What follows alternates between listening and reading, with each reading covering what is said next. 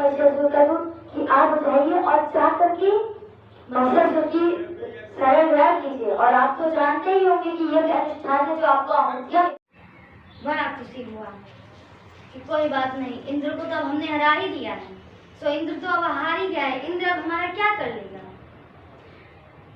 तो उस दूत की बात पे ध्यान न देते हुए महिषासुर उसी आसन पर बैठा रहा। प्रियात्मन, इधर जो दूत सूचना लेकर के आया था वह दूत पुनः वैकुंठ लोक को गया और जितनी बातें हो रही थी वह सब सुनने लगा। तो वैकुंठ लोक में क्या हो रहा था, क्योंकि इंद्रादि देवता कंदराओं में तो छुपे थे, परंतु कब तक कंदराओं में रहते, उनका वास्तविक घर तो इंद्रलोक था। तो इंद्रलोक को तो महिषासुर ने छीन लिया, तो अपने वास्तविक घर जाने के लिए बड़े लड़ाई थे।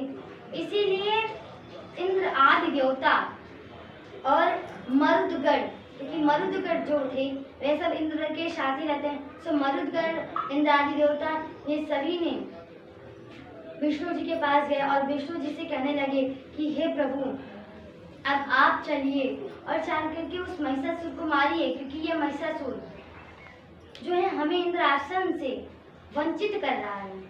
और यह जो इंद्र पदवी पाई है हमने बड़ी तपस्या करके पाई है, तो इससे हम तपस्या के बाद प्राप्त किए हैं। अब आप ही कुछ करें जिससे इस महिष को मारे। तो विष्णु भगवान बोले कि हमें पूर्णता रूप से घटना बताओ कि उस दिन क्या घटित हुआ था। तब इंद्र ने सारी बातें बता डाली कि किस प्रकार से दूत आया था, दूत की बात नहीं मानी और नहीं मानी, परामर्श कर ही रहे थे, करके उठ गए थे कि तभी तक देखे सामने से इंद्र ने देखा कि महिषासुर की सेना आगे बढ़ी चली आ रही है, आगे बढ़ी चली आ रही है। अब इंद्र ने सारा वृत्तांत बता दिया कि उस दिन क्या हुआ था। तो विष्णु भगवान ने कहा, जब तुम जानते थे तुम्हें उस दूत की बातों पर ध्यान देना चाहिए था, और तुम जानते हो कि इंद्रासन पर तो अनेकों दानवों की नजर रहती है, तो तुम्हें सदैव सावधान रहना चाहिए था। तुमने ऐसा क्यों किया? पहले तो विष्णु भगवान ने डांटा, परंतु फिर उसके बाद उन्होंने कहा कि हैं तो हमारे ही पुत्र, तो इसीलिए विष्णु भगवान ने कहा कि अब चलो हम उस महिषासुर से, उस दानव से युद्ध करेंगे। तो विष्णु भगवान को लेकर के सभी देवता कैलाश पर गए, कैलाश पर पहुंचे तो महादेव को भी साथ में ले लिया, और ब्रह्मा जी तो पहले से ही ब्रह्मलोक से आए थे सभी देवताओं के साथ।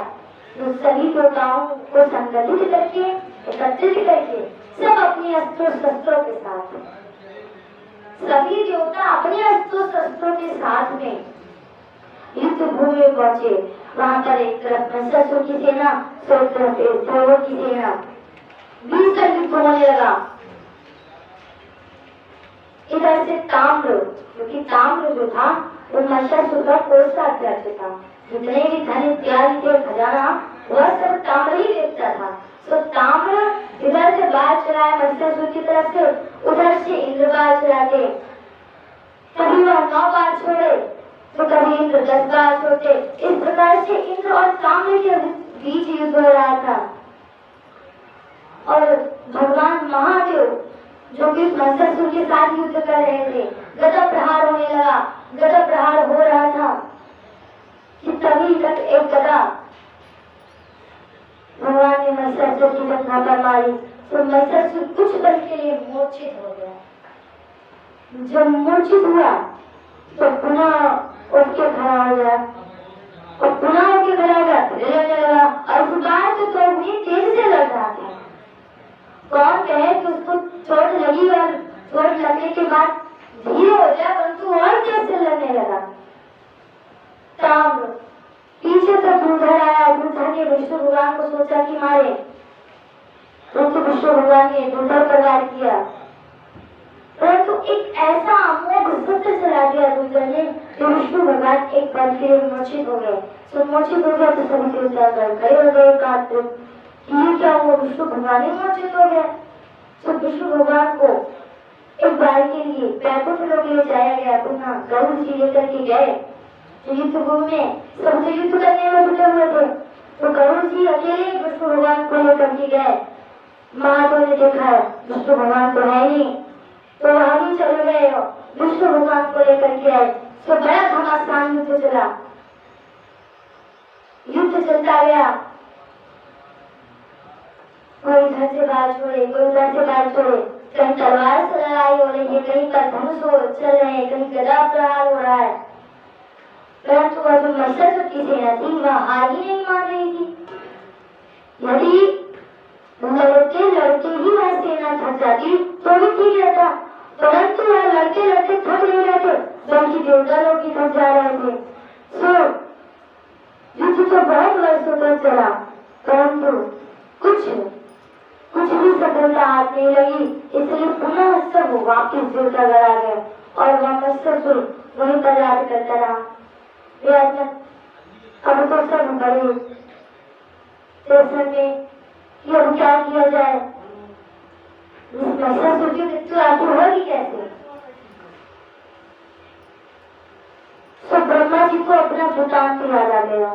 तब ब्रह्मा जी बोल पड़े और क्या बोले कि मैं जानता हूँ इसकी मृत्यु कैसे होगी।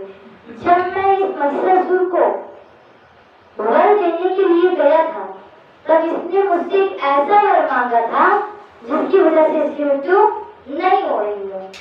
तब ब्रह्मा जी बताए कि जब मैं इस महिषासुर की तपस्या से प्रसन्न हो गया और इस महिषासुर ने मेरी बड़ी घोर तपस्या की और मुझे प्रसन्न कर लिया, तो उसने मुझसे यह वर मांगा कि मैं किसी भी पुरुष से ना मरूं, मेरी मृत्यु केवल स्त्री से हो। और मन में ये सोच रहा था कि अगर पुरुष मार नहीं पाएगा तो स्त्री कैसे मारेगी।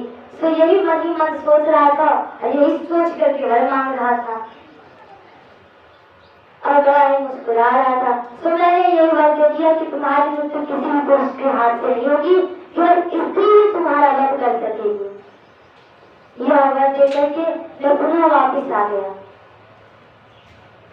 जब सबको ब्रह्मा जी ने इस वर के बारे में बता दिया, क्योंकि सब तो वहीं रहते थे, सबको जब पता चल गया तब सब समझ गए कि अब हमें क्या करना है।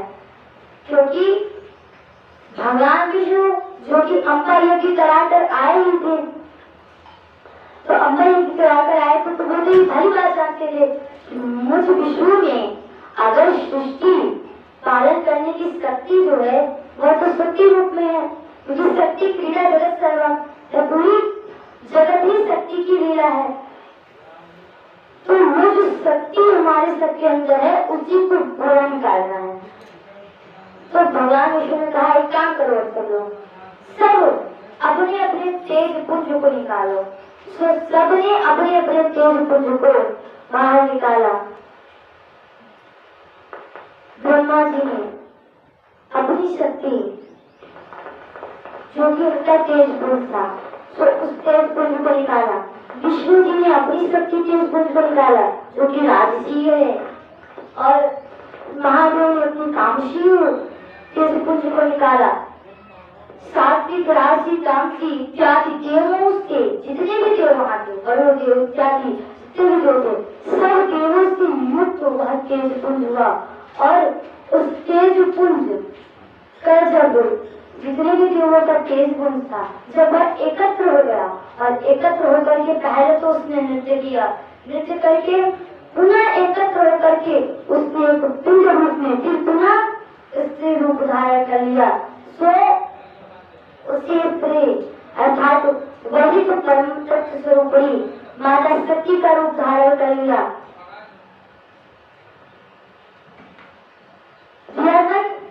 देखिए जो शक्ति पीठ जगह जगह पर गिरे हैं वो पिंडों के रूप में गिरे हैं। सो वैसे ही तेज पुंज, ठीक वैसे ही तेज पुंज, अभी तो उससे भी तेजस्वी पुंज सभी देवों ने अपने अंदर से निकाला था। तो वो भी उसी पिंडों की ही तरह थे जो कि गोल गोल नृत्य कर रहे थे। उसके बाद आपस में एकत्रित होकर के बाद स्त्री का रूप धारण कर लिए।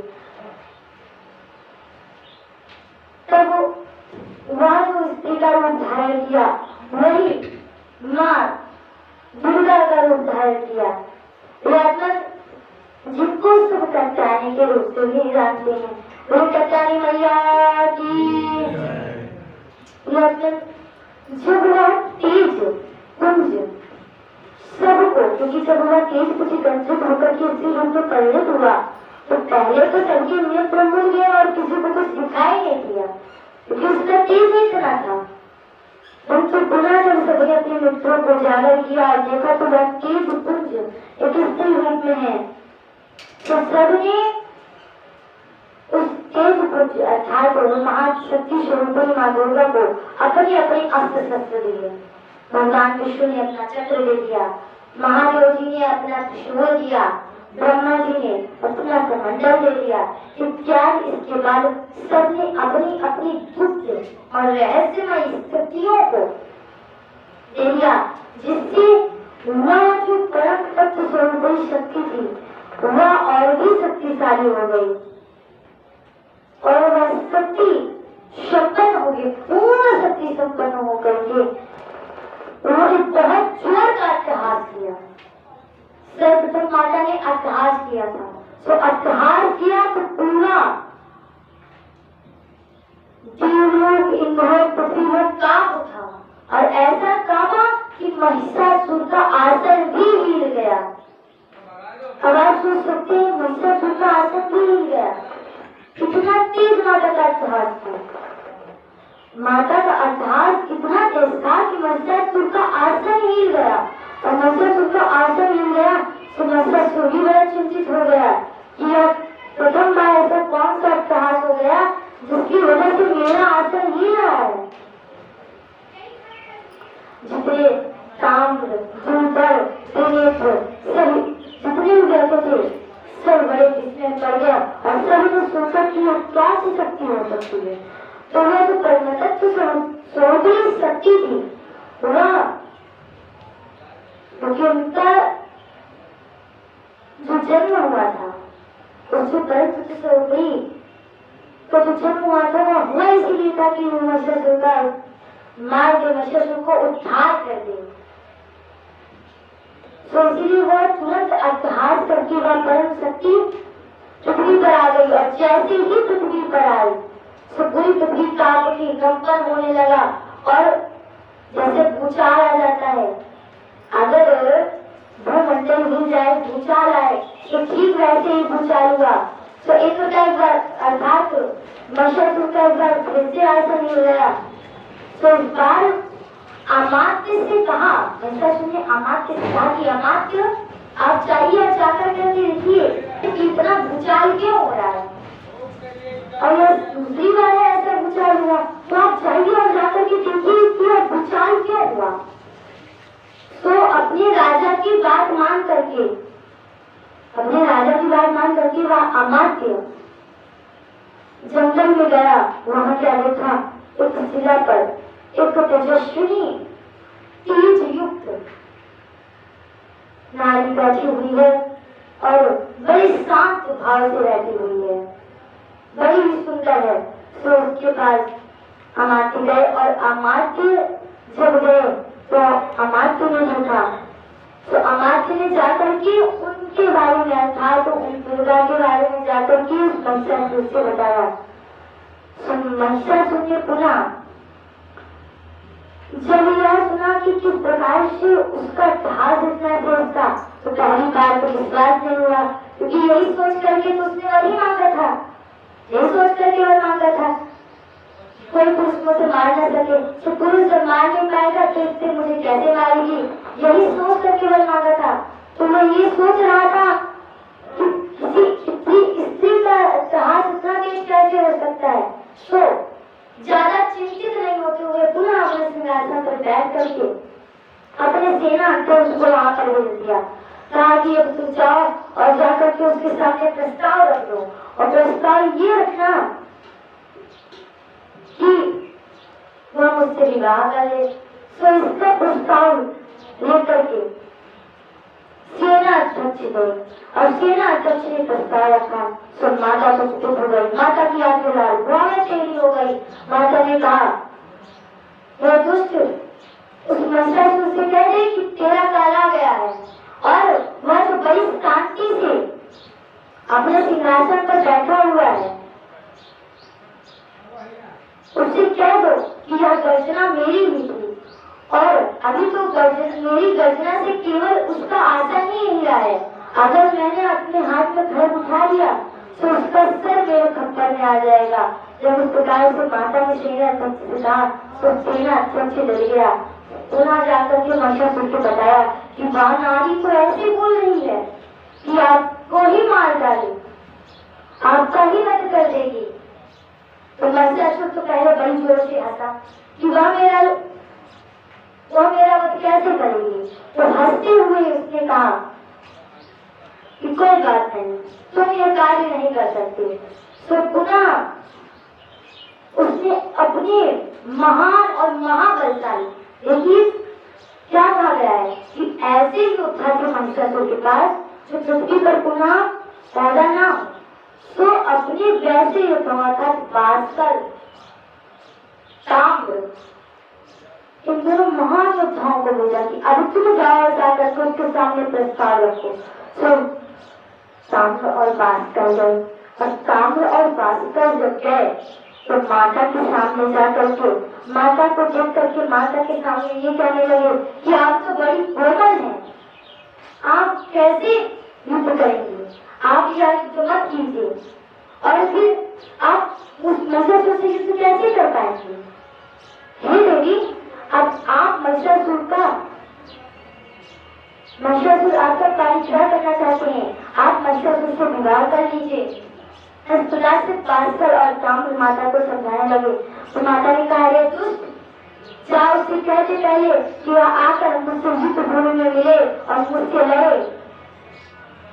फिर भास्कर क्या बोल पड़ा कि देखो, ये तो महिषासुर ने कहा है कि तुमसे अच्छे से बात करे, इसलिए सही से बोल रहे हैं, वरना अभी तुम्हारे केसों को पकड़ के खींच करके महिषासुर के पास लेकर के जाएंगे। तो माता क्रोधित हो गई, और माता जैसे क्रोधित हुई तुरंत खड़ी हुई, अष्टभुजा माता का रूप धारण किया, और करते ही भास्कर को पकड़ा और पकड़ करके उठा लिया, उठाई और उठा करके पटका भूमि में, और ऐसा पटका कि भूमि में हाथ तो गया, और हाथ जब वो निकला माता का तो भास्कर की मृत्यु हो गई। अब ताम्र खड़ा था, तो ताम्र ने सोचा कि यह तो ऐसे ही मार दिया भास्कर को।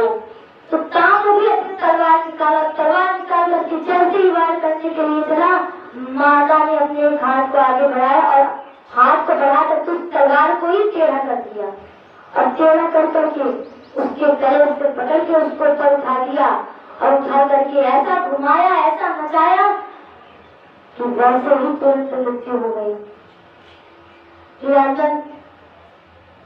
अब भास्कर और ताम्र, क्योंकि ये दोनों जो थे वे महिषासुर के बड़े ही अच्छे अनुयायी थे। तो जैसे ही महिषासुर को पता चला कि मेरे इन दो अनुयायियों की मृत्यु हो गई है, जबकि दोनों की मृत्यु हो गई है, तो बड़ा आश्चर्य में बड़ा महिषासुर, तो पुनः अपनी तरफ से मंत्रियों को भेजा। अब पुनः जो बोलेंगे उन दोनों से बड़ा भीषण हुआ। वो भी एक प्रस्ताव लेकर के गए कि हे माता, अर्थात हे नारी, तुम चलो, और नहीं चलोगी तुम्हारे केसों को पकड़ के लेकर के जाएंगे। तो जैसे केसों की बात आई, पुनः माता क्रोधित हो गई, तो उसी प्रकार से ठीक उन दोनों की भी मृत्यु कर डाली।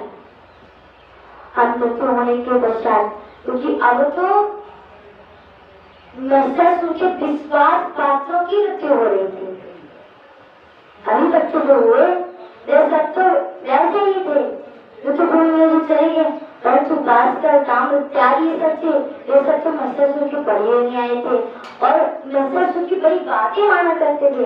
तो अब महिषासुर को बहुत कष्ट हो रहा था, परंतु फिर भी मोह में पड़ करके बार बार वो ऐसी गलती कर रहा था, अपने महाबली महायोद्धाओं को भेज रहा था, और उन सबकी समाधि माता बना रही थी।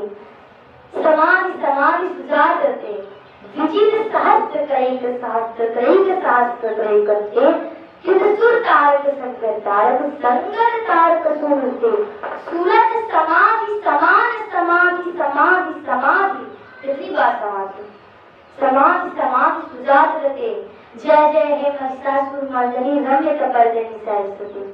तो कितनी बार माता ने समाधि बनाई, एक बार समाधि नहीं बनाई है माता ने, न जाने कितने महाबली आए महिषासुर के और माता ने उठा करके ऐसा नचाया कि एक ही बार में समाधि बना दी।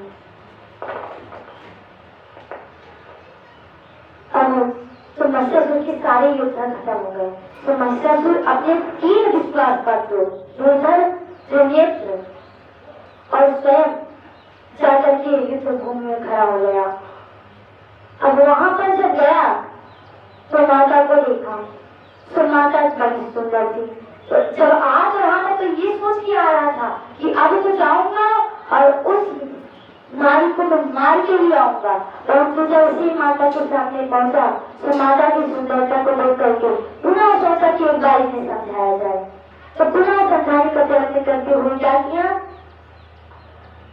वो माता को ही शिक्षा देने लगा। वे जगत जननी जो सबकी मां है, ब्रह्मा विष्णु महेश की